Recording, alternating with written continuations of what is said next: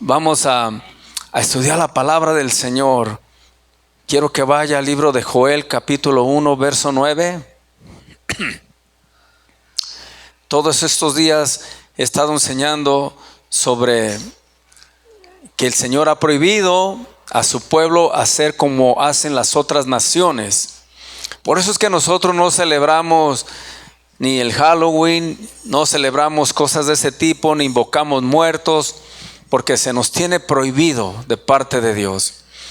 Vimos a través de estas semanas que hemos estudiado cómo el pueblo de Dios se corrompió al seguir esas costumbres, porque de repente empezaron a seguir esas costumbres a tal grado que uno de los reyes de Israel empezó dentro del templo que Dios había santificado a traer toda esa abominación. Incluso ese rey, hijo de Ezequías, en la Biblia habla que fue un brujo, nomás que lo dice de otra manera. Amén. Ezequías fue el hombre de Dios que derribó todos los altares y estuvo en contra de toda la brujería, hizo tantas cosas sobre todo ello, pero su hijo vino a hacer lo peor aún dentro del templo. Cuando empieza a pasar esto, fíjate lo que pasa. De tener la gloria de Dios en el templo, de tener la bendición de Dios en el templo, cuando nosotros empezamos a traer cosas del mundo, cosas que a Dios no le agradan, empezamos a traerlas al templo como lo hizo el hijo de Ezequías, entonces la gloria de Dios se aparta, hermano. La presencia de Dios se aparta. Mira, con Salomón la gloria de Dios estuvo ahí en el templo de tal manera que ni los músicos ni los cantantes podían ministrar, porque una nube entraba al templo cuando invocaban al nombre del Señor y llenaba todo ese lugar. Eran días gloriosos cuando la presencia del Señor, todo el que iba a ese templo, era tocado directamente por Dios, hermano. Pero esos lo fueron degradando. Empezaron a traer las cosas del mundo, las cosas de las otras naciones, las empezaron a traer al templo, a sus vidas, y de tal manera que sus vidas fueron contaminadas por la maldad y el Señor se alejó de ellos. Amén.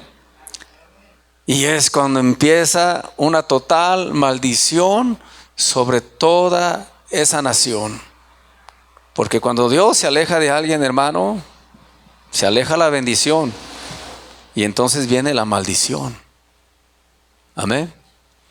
Sobre esto quiero tomar el tema para que vea un poco de lo que el Señor nos está hablando a través de su palabra. ¿Ya lo tiene?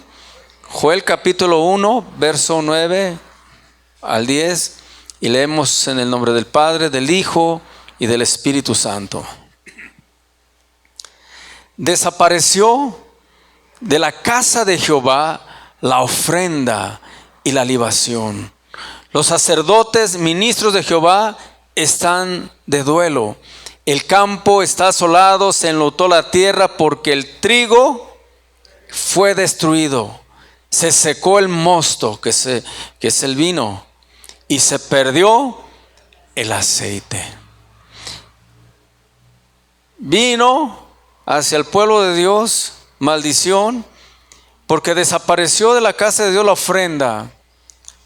Eso que Dios le agradaba, que levantaran altares, ofrecieran ofrenda al Señor, desapareció y empezaron a adorar otros dioses y a contaminar el templo de Dios, de tal manera que dice la palabra del Señor que desapareció la ofrenda hacia Dios.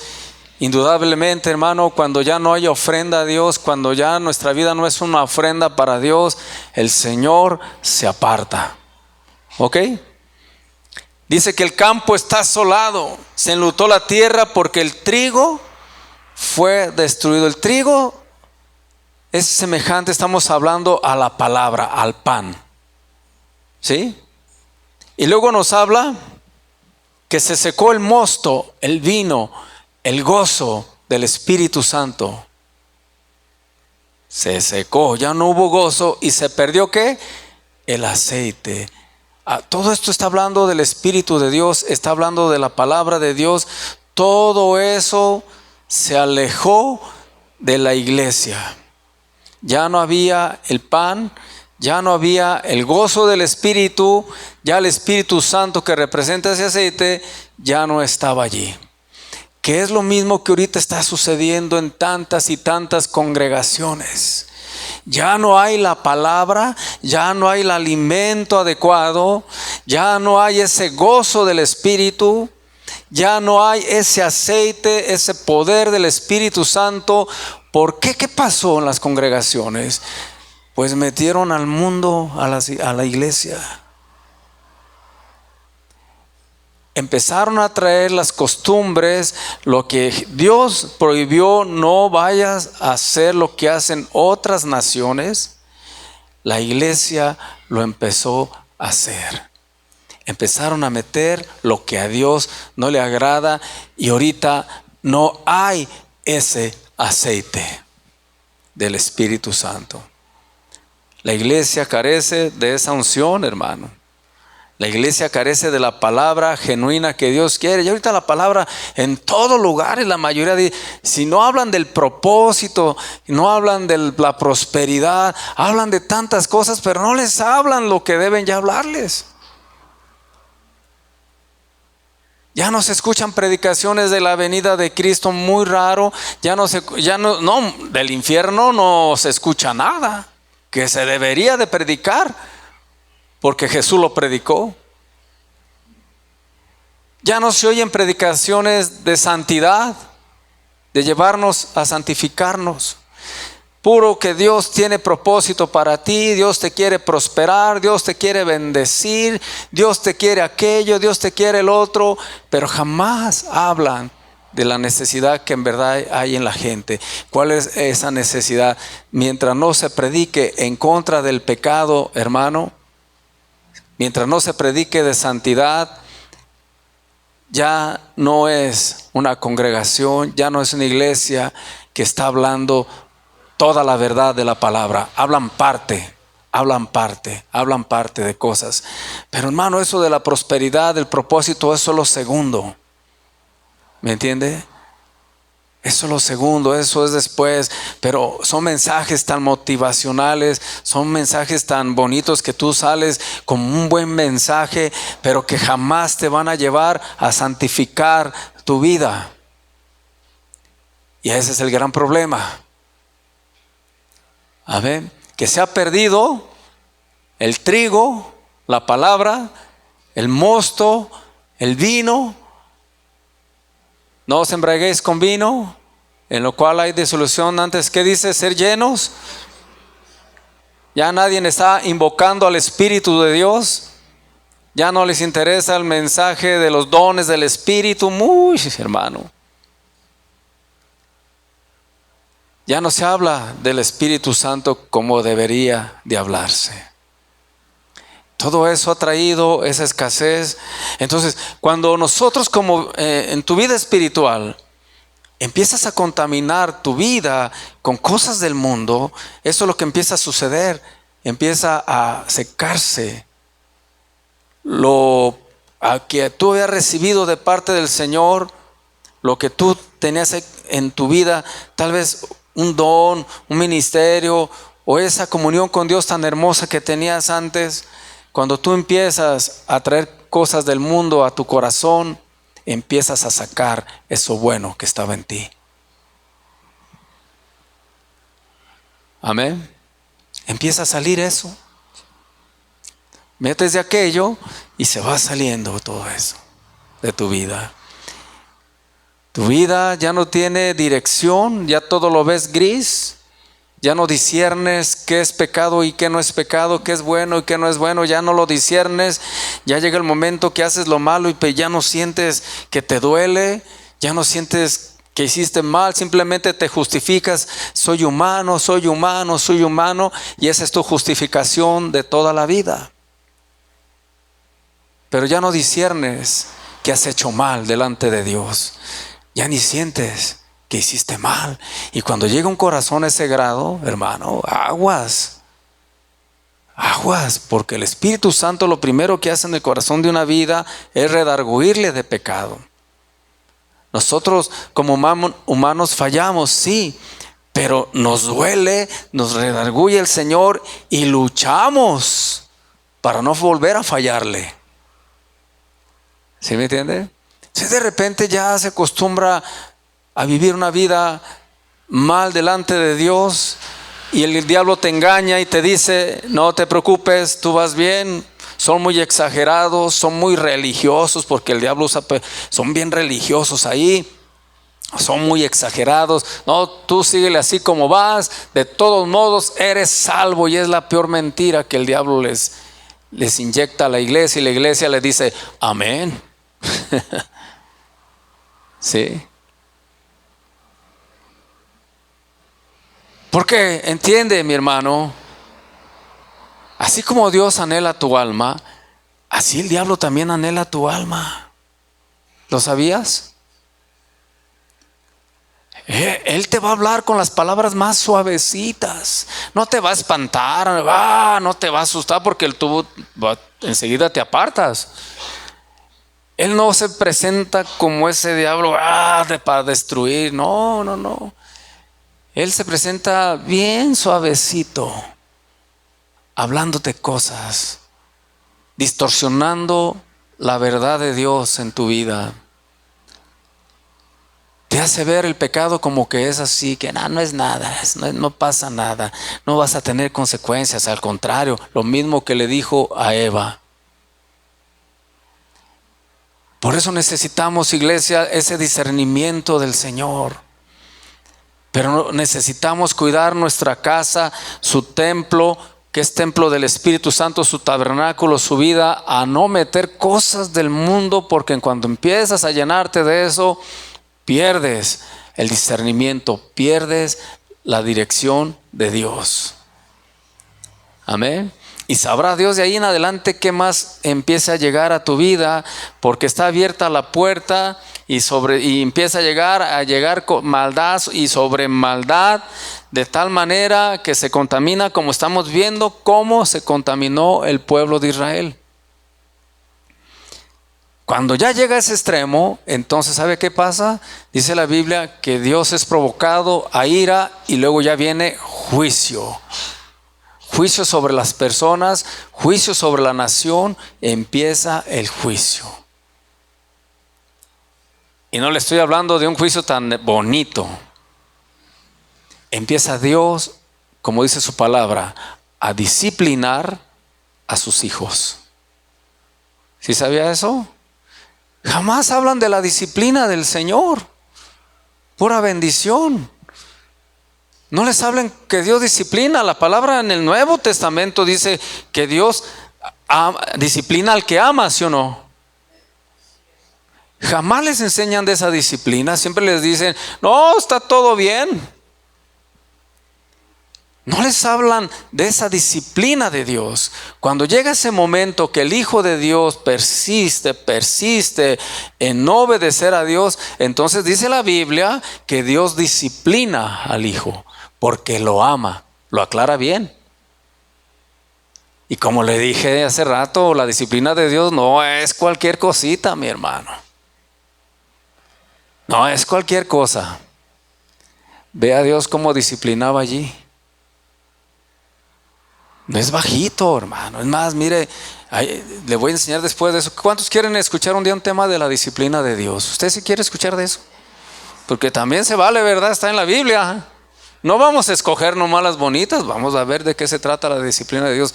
Mire, le dije la otra semana, parte de la disciplina de Dios, escúcheme bien, es acortarle la vida a las personas que no entienden. Y está bíblicamente comprobado. Ay, Dios, ¿qué le parece esa? Ay, dicen, hombre, pues. Pero no se predica eso porque luego la gente se asusta y se va de la iglesia. No les hablen de eso. Díganle que le va a ir bien aunque se porte mal. Que va a prosperar. que le van a subir el salario en su trabajo, que lo van a ascender. Hablen de eso y se llena aquí así, hermano. Pero hay que hablar la verdad de cómo está la cosa y cómo Dios ve, hermano. Alejándose el Señor del lugar o de la persona, híjole, hermano, cayó en un estado de lo peor que pudo haber caído en toda su vida. Así como Dios es muy bueno y muy hermoso para restaurar tu corazón, tu vida, y Dios lo puede hacer, hermano. Pero seamos humildes al Señor.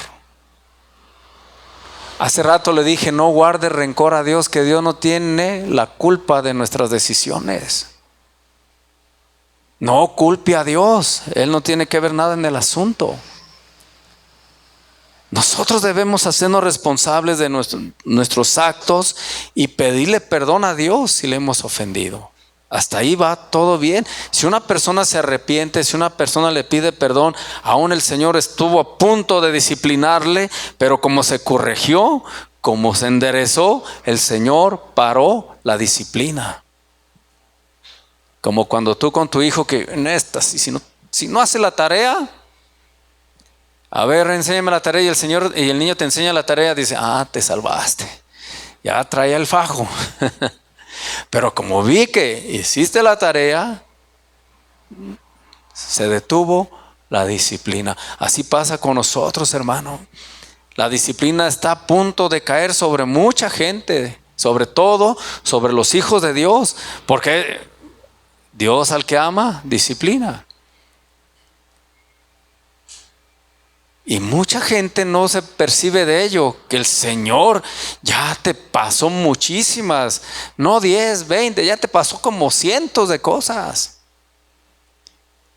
Y ahí viene la disciplina de Dios sobre la vida de aquel que no está haciendo lo que Dios quiere.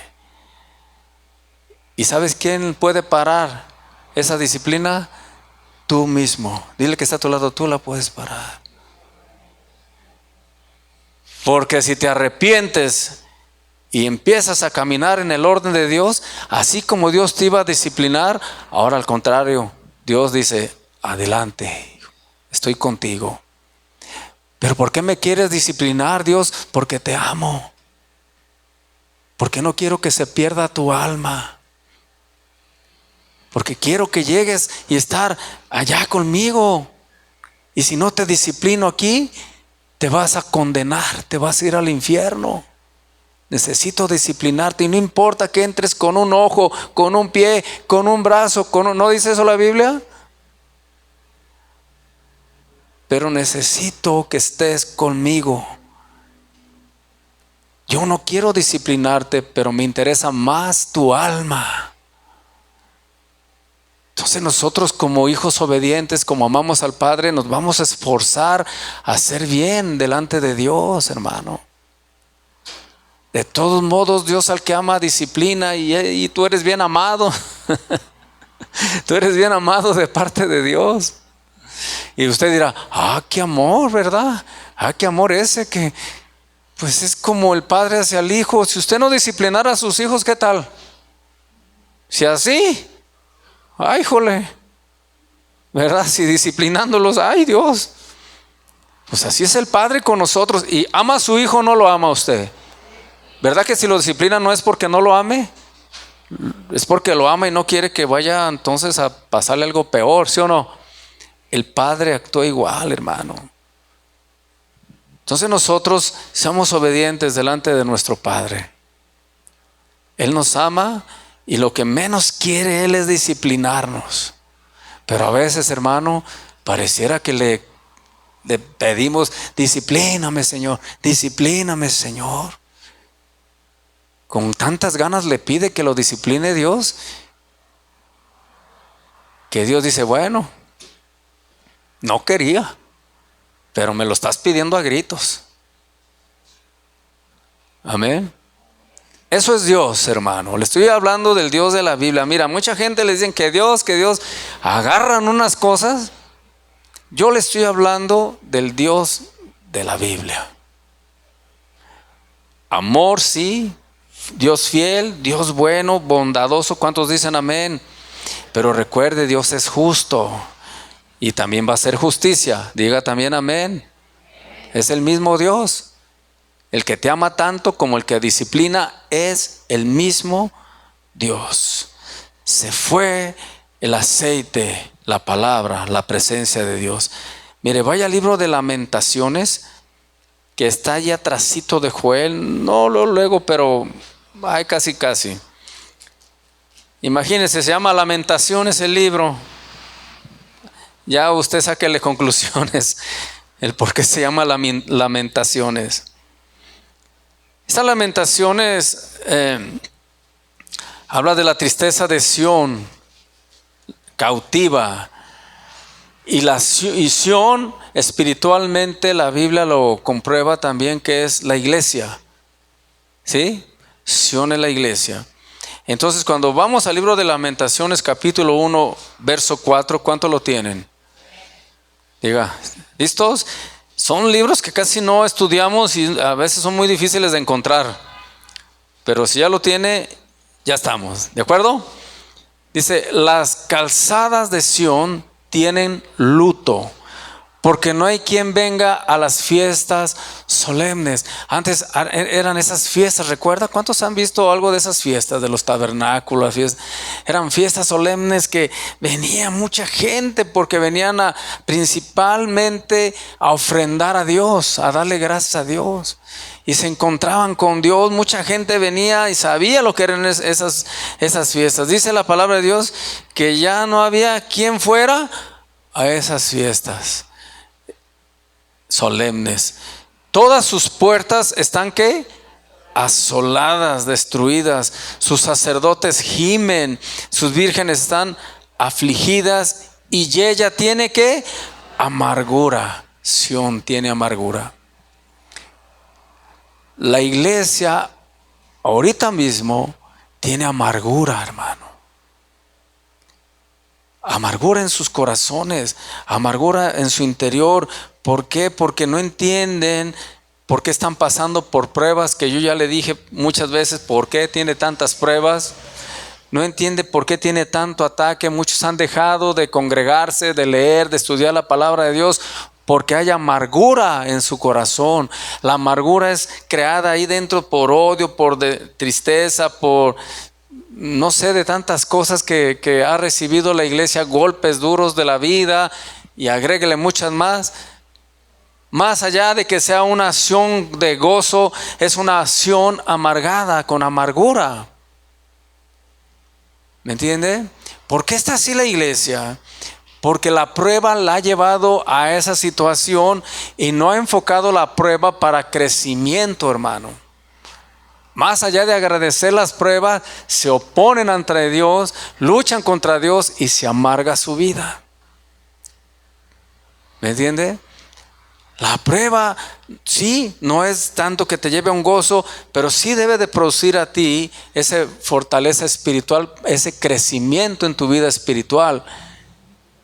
Las pruebas, usted lo sabe, nos ayudan a madurar, ¿sí o no? Si no hubiéramos sido probados, yo no estuviera aquí predicando la palabra de Dios. ¿Desde cuándo ya haya dejado el pastoreo? ¿Desde cuándo hubiera dejado ya las cosas de Dios? Por tanta cosa que me ha pasado, le hubiera reclamado a Dios. ¿Y por qué a mí me pasó? Señor, yo ya no quiero hablar tu palabra porque estoy predicando a la gente y vea lo que me está pasando. Si yo guardara amargura en mi corazón, ya no estuviera aquí, hermano. Pero cada prueba que ha venido a mi vida la he agarrado como para crecer, para conocer más a Dios, para fortalecerme en el Señor. Si no, yo ¿qué voy a estar predicando aquí si me fue como en feria? Yo hablaba de sanidad y pum, de repente enfermedad cayó. Yo hablaba de aquello y pum, y si yo guardara amargura, no estuviera aquí predicando simplemente, hermano. Y yo sé que tampoco usted estuviera aquí también, porque usted está aquí y dice, bueno, yo vengo a exaltar un Dios vivo, un Dios de poder, un Dios que sana, un Dios que provee. Entonces, ¿por qué estoy pasando por tantas pruebas? Y lo que muchos hacen es, dejo ya de seguir al Señor, ya no voy a la iglesia, dejo ya las cosas del Señor, porque mira nomás cómo estoy. Entre más le pido a Dios, entre más oro, entre más leo la Biblia, me está yendo todavía peor. A mucha gente le va así al principio, ¿sí o no? Y guarda rencor y odio en su corazón hacia Dios y dice, yo no quiero nada de Dios. Es que la prueba no la enfocaste para crecer. Esa prueba que te vino a causarte odio y no pudiste crecer a través de ella. La prueba la tienes que tomar y decir, ay Señor, me duele mucho, pero gracias por ella.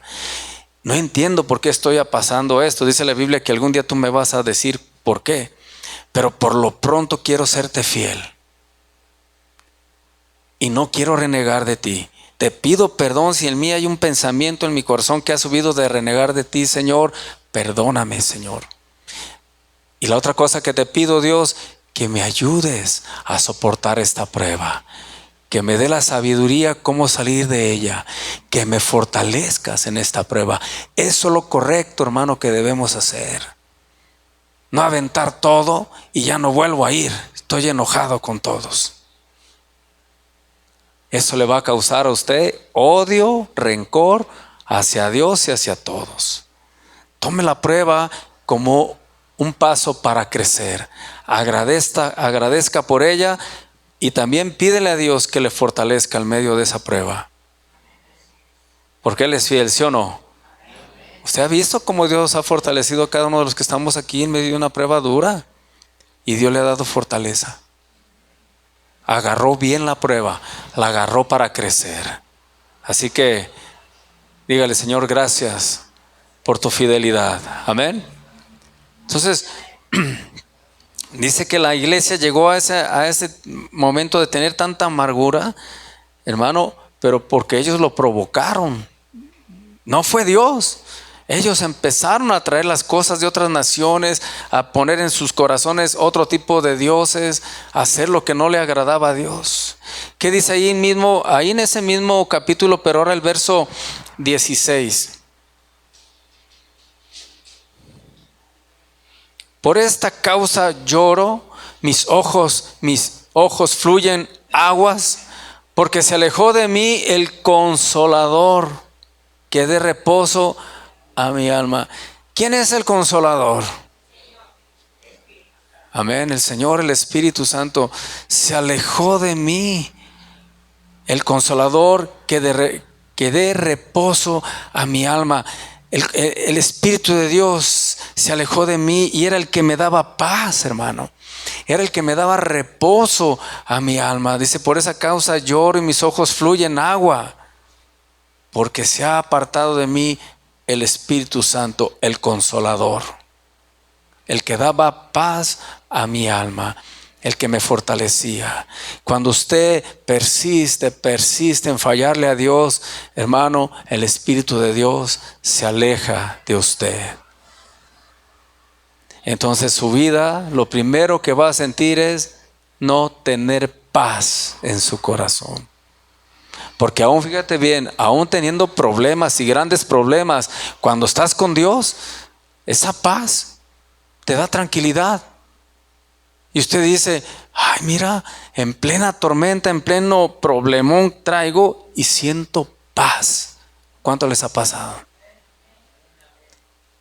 De veras, yo he experimentado eso en plena situación difícil, sentía la paz de Dios. Cuando se aleja el Espíritu Santo de ti, hermano, lo primero que vas a perder es la paz de tu alma.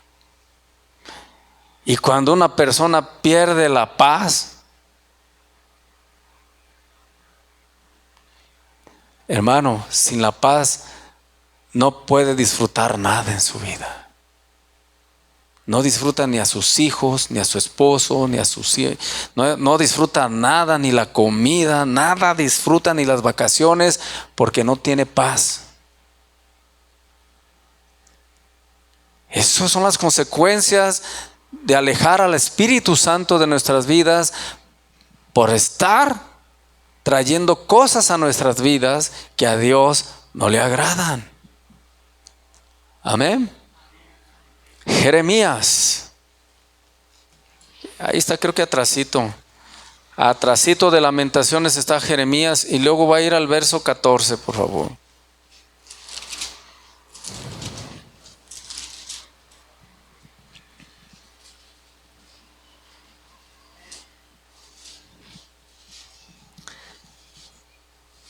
Jeremías 14, verso 2. O desde el 1 dice mensaje con motivo de la sequía.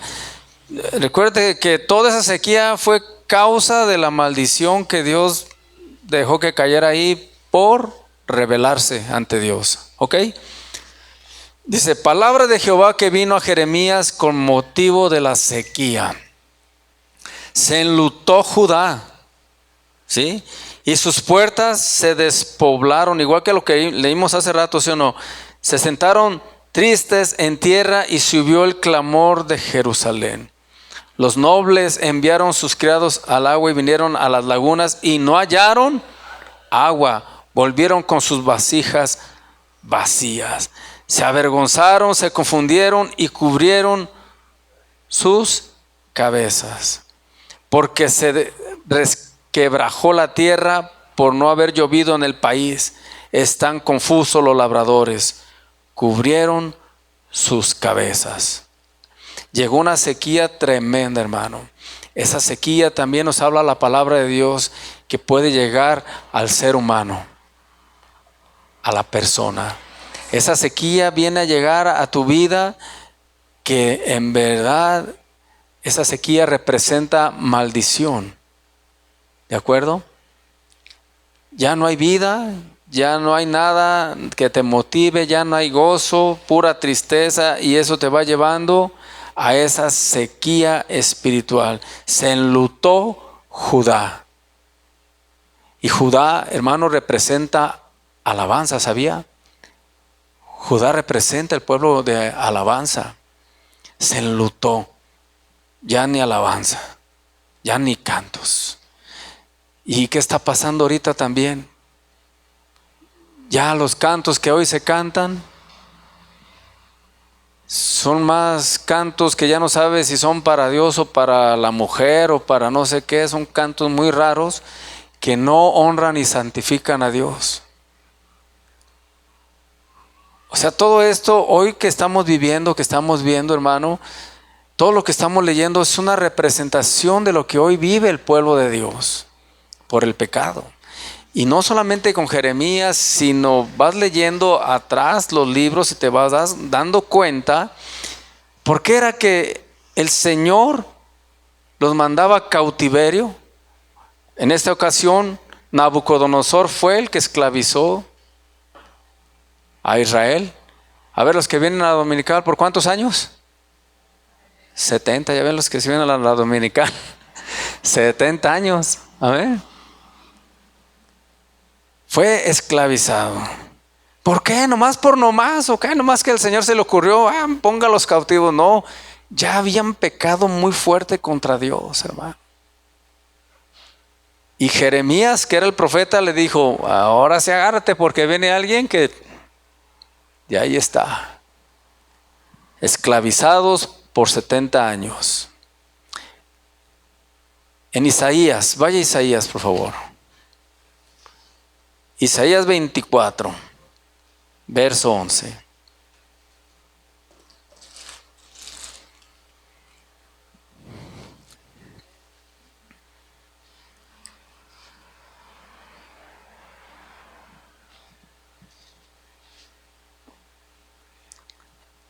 ¿Ya lo tiene? Isaías 24, 11. Si usted ve al principio dice el juicio de Jehová sobre la tierra. ¿Por qué juicio? Castigo de Dios sobre la tierra. ¿Por qué? Pues ya le dije por qué, hermano. No es que Dios haya sido mala onda porque dicen, oye, por puro juicio. Sí, pero ve todo lo que venían haciendo. De veras, hermano, que no, lo que Dios les decía no lo hagan, lo hacían y 1000 veces. No hagan esto y haga de cuenta que lo hacían como todavía más fuerte. No les parecía, no hagan imágenes, no se hagan aquello, y hacían unos altares con imágenes. No hagan aquello y ahí van y lo hacían otra vez. Aquí mi templo será para honrar a Dios, para que mi nombre sea glorificado. Pues en el mismo templo traían todas las cosas malas. Entonces por eso era el juicio, hermano, porque haga de cuenta, con Dios le daban con todo. Si Dios decía no hagan esto, lo hacían hasta 20 veces, como retando a Dios, como diciendo, y sí lo vamos a hacer. Ya cuando les venía la sequía, híjole, ahora sí a clamar, ¿verdad? Isaías 24:11 dice, hay clamores por falta de vino en las calles. Todo gozo se oscureció, se desterró la alegría de la tierra. La ciudad quedó desolada y con ruina fue derribada la puerta. La ciudad quedó derribada. Y eso le ha pasado a Israel, eso le ha pasado al pueblo de Dios en todas las épocas. Pasan los años y luego Dios los levanta, los vuelve a fortalecer, les vuelve a bendecir y luego Israel otra vez vuelve a fallarle a Dios. ¿Sí me entiende el por qué es el juicio de Dios hacia Israel? Ahora, recuerde que usted y yo somos la Israel espiritual. ¿Sí? Somos los que fuimos adoptados, injertados en el olivo, ¿recuerda? Entonces, cuando hay un injerto, ya se hace parte de. ¿Sabía? Cuando usted injerta en un árbol o lo que usted quiere le injerta, a ver, quiero que la guayaba sepa fresa, ¿no? Le injertan algo y al rato sale, se injerta y se hace parte de. Entonces, hermano, nosotros somos injertados en el olivo que es el pueblo de Israel. Somos parte de él ya. No se puede ya separar un injerto, ¿sabía? Si usted quiere separarlo o volver, va a destruir todo. Ese injerto hacia que nosotros se nos ha otorgado por bendición para ser del pueblo de Israel, tanto las bendiciones que vienen sobre el pueblo de Israel también vienen sobre nosotros. ¿Ya lo entiende? Por el injerto. Pero también vienen los juicios. Tanto también las bendiciones como los juicios que vienen, también por el injerto nos alcanzan a dar, hermano. Aún estando nosotros acá a miles de kilómetros, ¿me entiende? Si usted y yo no guardamos sus mandamientos, no caminamos bajo la voluntad de Dios, no nos arrepentimos, el juicio llega, iglesia. Somos injertados. Si supieras esa palabra de injerto, todo lo que representa y todo lo que representa Israel ahorita para nosotros, todo lo que está sucediendo en Israel físicamente está pasando con nosotros espiritualmente. ¿Cómo está Israel ahorita? Guerra civil. ¿Cómo está el pueblo de Dios ahorita? En guerra espiritual, pero está. Porque estamos en ese mismo olivo, en ese mismo injerto. Que Dios nos ayude, hermano. Amén. Pero Dios tiene grandes planes para su pueblo. Nomás necesitamos quitar aquello que a Dios le ha ofendido. Y si queremos, en verdad, porque vamos a ver en estos días este tipo de enseñanza para que aprendamos y veamos qué es lo que está pasando en nuestras vidas. Y Dios aclare tantas cosas que a lo mejor tú ahorita tienes en mente. Y te vas a dar cuenta que la mayoría de las cosas que estamos sufriendo es porque nosotros mismos, con nuestra propia voluntad, sin que nadie te force o te ponga una pistola, tú has participado y hemos participado de cosas que a Dios no le agradan. Amén. Voluntariamente. ¿Verdad que nadie lo obliga? Voluntariamente. Por eso cuando la cosa es voluntariamente, hermano, ¿qué necesitamos? A un arrepentimiento también voluntariamente. de voluntad, de corazón. Necesitamos arrepentirnos y empezar otra vez, decir, Señor, empiezo de nuevo. Ahorita que hay vida, ya muerto, ya no va a poder hacer nada. Ahorita es el tiempo de restaurar nuestra vida espiritual, de restaurar todo aquello que está dañado en nuestro corazón, sobre todo, a través de su Espíritu. Amén. Alejar todo el odio, alejar el rencor, alejar todo eso, luchar porque el mundo no entre en su vida, luchar por guardarse para el Señor. ¿Me entiende? Todo eso va provocando en nosotros esa llenura del Espíritu Santo. Yo quiero hacerle una pregunta antes de terminar. ¿Cuántos desean de veras que el Espíritu Santo obre en sus corazones? Amén. Vamos a cerrar nuestras Biblias. Y que no pase en esta congregación que ya no haya pan, que ya no haya aceite,